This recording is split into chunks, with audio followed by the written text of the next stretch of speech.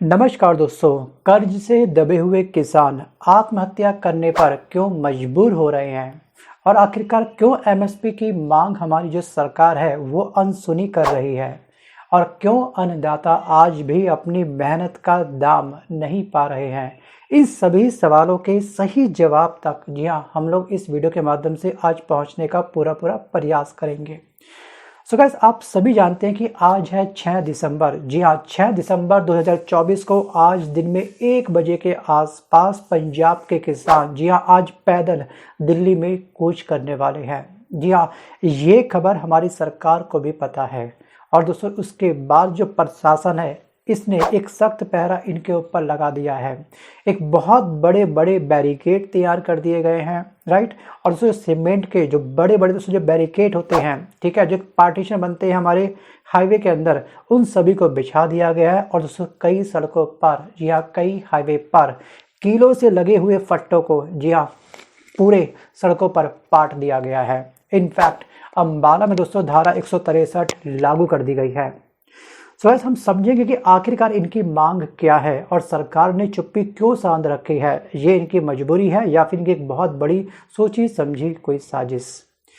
Gas, न्यूनतम समर्थन मूल्य लागू करने और अन्य मांगों को लेकर के 297 दिनों से बॉर्डर पर डटे किसान शुक्रवार को 1 बजे यानी कि आज के दिन शंभू बॉर्डर से दिल्ली की तरफ कूच करने वाले हैं। ध्यान रखिएगा, वो आएंगे पैदल। और शंभू खनौरी बॉर्डर पर करीब 10,000 किसान इकट्ठा हो चुके हैं और दोस्तों ये संख्या लगातार बढ़ रही है। और इन सभी को रोकने के लिए जहां इन सभी किसानों को रोकने के लिए वहीं पर दोनों बॉर्डर पर अर्धसैनिक बलों की 29 कंपनियों को तैनात कर दिया गया है। और किसान संगठनों ने आंदोलन का नाम दिया है दिल्ली चलो। जी हाँ, इस आंदोलन को जो नाम दिया हमारे किसानों ने, किसानों को जो संगठन जो नेता है उन्होंने बोला है दिल्ली चलो। बस आपको याद होगा अभी चंद साल पहले जी हाँ 378 डेज तक किसानों का एक प्रोटेस्ट चला था। जो प्रोटेस्ट सबसे लंबे समय तक चलने वाला किसानों का एक सबसे लंबा आंदोलन था। दोस्तों ये आंदोलन जी हाँ इतिहास के पन्नों में अब दर्ज हो चुका है। आपको दोस्तों याद होगा कि जब 3 किसान कानून लगाए गए थे, जी हाँ किसानों के ऊपर 3 कृषि कानून बनाए गए थे हमारी केंद्र सरकार के द्वारा, उनको वापस लेने के लिए इस आंदोलन को जी हाँ स्टार्ट किया गया था हमारे किसान के द्वारा। और उसके बाद क्या हुआ, इन्होंने तब दिल्ली कूच करी थी। लाल किले की घटना आपको याद होगी, किस तरह से उस आंदोलन को जी हाँ एक नया जामा पहनाने का प्रयास किया गया था हमारी केंद्र सरकार के द्वारा। Khalistan Khalistan Khalistan something. Guys 378 days तक दोस्तों चला हुआ आंदोलन कोई छोटा मोटा आंदोलन नहीं था। उसमें किसानों ने सड़ी गर्मी सही थी, भयंकर उस समय बारिश आई थी और कड़ाके की ठंड इन्होंने सही थी। और दोस्तों सोचिए हमारे अमृतकाल के दौर में जब हमारे भारत का किसान जी हाँ जो हमारे अन्नदाता है जी हाँ वो अगर सड़कों पर आ जाए तो क्या हम लोग इस तरह से जी हाँ अमृतकाल को अपने एंजॉय कर सकते हैं। जब भारत का युवा दोस्तों सड़कों पर उतर आए अपने भविष्य के हक के लिए, जी हाँ हमारे एग्जाम टाइम पर करवाओ, पेपर लीक जो हुआ है उसको रीचेकिंग करवाओ वगैरह वगैरह। सो गाइस यही थी कि अमृतकाल की सही तस्वीर। Think about it. और ये कैसी विडंबना है कि भारत जैसे कृषि प्रधान देश के अंदर जहां दशकों से जय जवान जय किसान का नारा हम लोग दे रहे थे, वही किसान आज जी हाँ आत्महत्या करने पर मजबूर हो चुका है। आत्महत्या करने के बाद दोस्तों उसके परिवार वालों की सरकार मुआवजा तक नहीं देती है। अगर वो किसान जीते जी अपनी ज़िंदगी और अपनों की ज़िंदगी संवारने के लिए जी हाँ सरकार से या फिर बैंक से सहायता राशि लेने का प्रयास करता है तो उसको सहायता राशि नहीं मिलती है। हमारे इस महान देश के अंदर दोस्तों जो हम लोग आईफोन या फिर एंड्रॉयड फ़ोन जी हाँ अगर हम लेने जाते हैं जी हाँ किस्तों पर, तो उन फ़ोन पर हमको ब्याज नहीं देना होता है। लेकिन वहीं पर दोस्तों अगर कोई किसान जी हाँ एक छोटे से इक्विपमेंट के लिए, जो इक्विपमेंट मतलब औजार उसका काम आने वाला है खेती के लिए, उस पर भी उसको एक बहुत बड़ा ब्याज देना पड़ता है।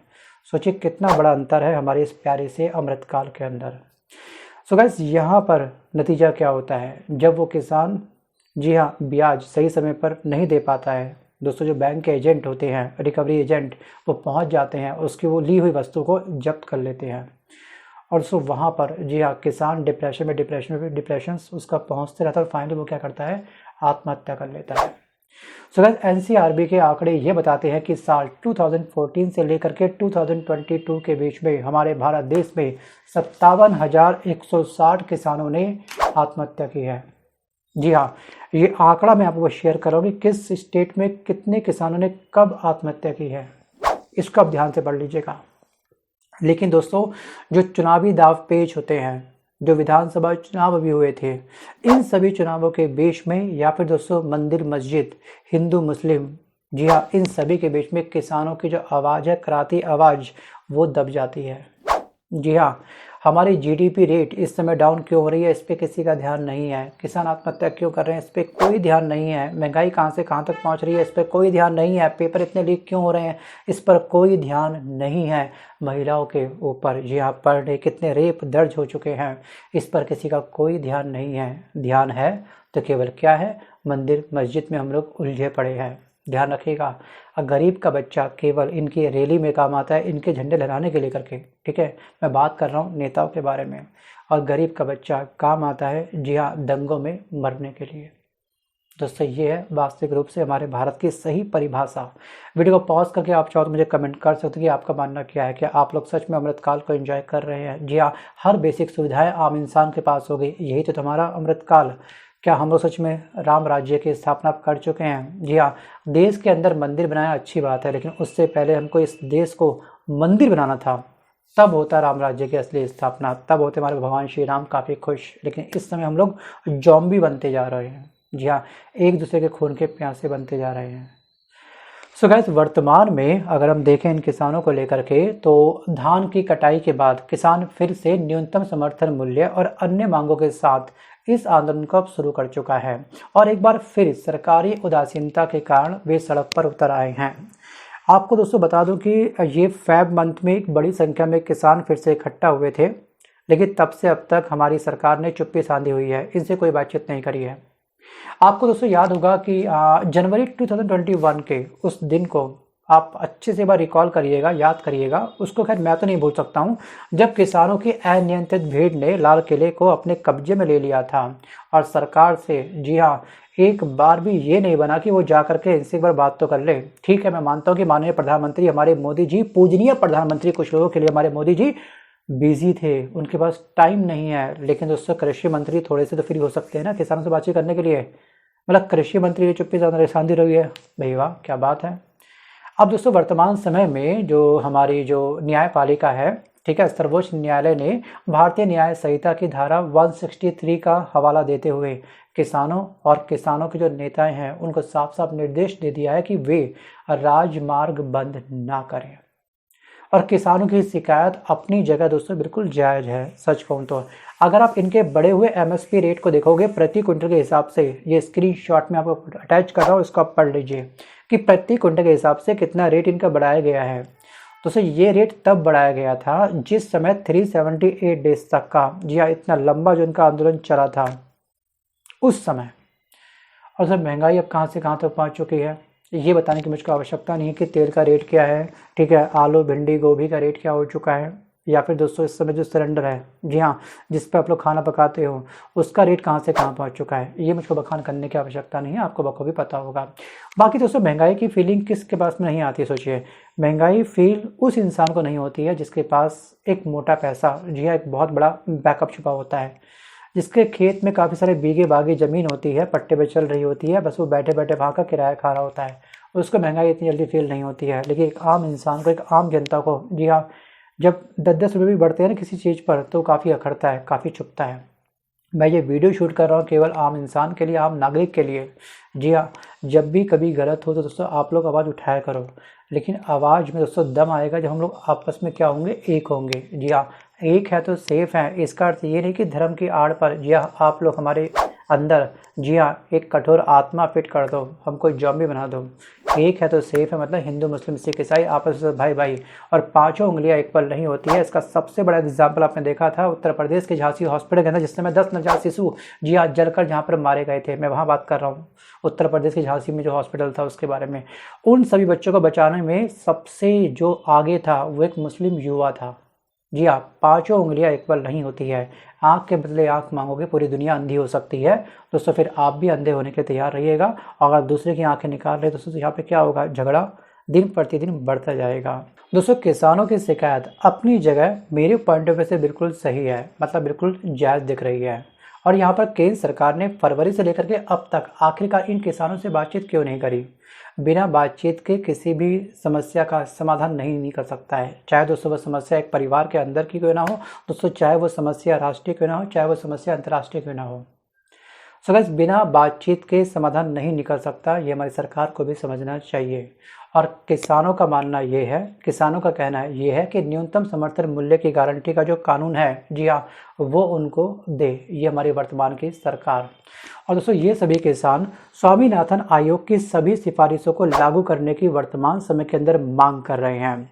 और स्वामीनाथन आयोग की क्या डिमांड थी, क्या सिफारिश थी, उसका स्क्रीनशॉट मैं यहाँ पे आपको अटैच कर दूंगा। वीडियो को पॉज करके आप लोग आसानी से पढ़ लीजिएगा, आराम से पढ़ लीजिएगा, एक एक पॉइंट को समझने का प्रयास करिएगा। क्योंकि अगर मैं आपको बताता हूँ कि आखिरकार ये रिपोर्ट क्या थी, सिफारिश क्या थी, तो वीडियो की लेंथ बहुत अधिक बढ़ सकती है। अब दोस्तों किसानों और खेतीहर मजदूरों के लिए पेंशन की मांग वर्तमान समय के ये किसान कर रहे हैं, और वे कृषि ऋण माफी और भूमि अधिनियम जो अधिग्रहण अधिनियम है 2013 की बहाली चाहते हैं।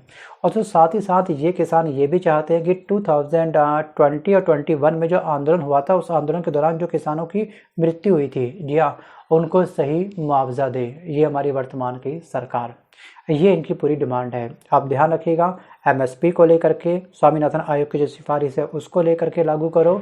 और दोस्तों जो हमारे खेतीहर मजदूर हैं, जी हाँ, जो भूमि अधिग्रहण अधिनियम है उसको ये लोग बहाली चाहते हैं। और उसके अलावा 2020 और 21 में 378 डेज तक जिनका आंदोलन चला था, उसमें जो किसान मारे गए थे, जी हाँ, उनको सही मुआवजा दे। ये 4 डिमांड है वर्तमान में इन सभी किसानों की।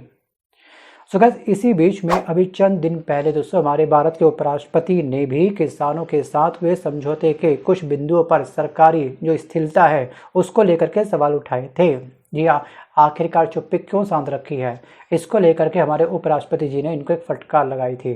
समरणीय है, सदैव वंदनीय है। मैं खुद कृषक पुत्र हूं, मैं जानता हूं किसान क्या कुछ नहीं झेलता है और हमारा अन्नदाता है। क्या इस देश में 75 साल के बाद इतनी बड़ी बड़ी संस्थाएं हमने क्रिएट कर दी है और किसान आज भी अपने उत्पाद की कीमत के लिए तरस रहा है। कृषि उत्पाद कितना बड़ा व्यापार है, मैं चुनौतीपूर्ण प्रश्न करता हूं। आपकी संस्थाओं ने किसान को उसमें जोड़ने के लिए क्या किया? किसान को कृषि से जोड़ते, उसकी मार्केटिंग से जोड़ते, एक बदलाव आता, क्यों ऐसा नहीं हुआ? और जाहिर दोस्तों इस बात से किसानों को एक पक्ष जो है काफ़ी मजबूत हुआ है, किसानों को हिम्मत मिली है कि वास्तविक रूप से, जी हाँ, कोई तो उनके हक में उतरा। और दोस्तों क्या वास्तविक रूप से इस तरह से हमारा भारत, जी हाँ, विकसित राष्ट्र बन सकता है? Think about it. जी हाँ, जहाँ पर किसान सड़कों पर है, भारत का युवा सड़कों पर है, रोजगार की स्थिति बिल्कुल धराशायी हो चुकी है, भारत का युवा डंकी मारने पर अपनी जान को खतरे में डाल करके विदेश जाने के लिए मजबूर है। जी हाँ, और महिलाओं के बारे में तो कहने क्या, जी हाँ, पर डे 84 रेप हो रहे हैं और दोस्तों ये संख्या लगातार बढ़ रही है। सो गाइस, आज के इस वीडियो में बस कर इतना ही। सो गाइस, अब आपके लिए कमेंट बॉक्स ओपन है, आप मुझे बिंदास कमेंट कर सकते हैं कि अगर आप भारत के प्रधानमंत्री होते, चलिए अगर आप भारत के कृषि मंत्री होते, जी हाँ, क्या आप किसानों के इन सभी डिमांड को पूरा कर पाते? वीडियो को पॉज करके आप मुझे कमेंट जरूर करिएगा। सो गाइस, मिलता हूँ जल्द एक नए वीडियो के साथ, तब तक के लिए धन्यवाद, bye bye and take care.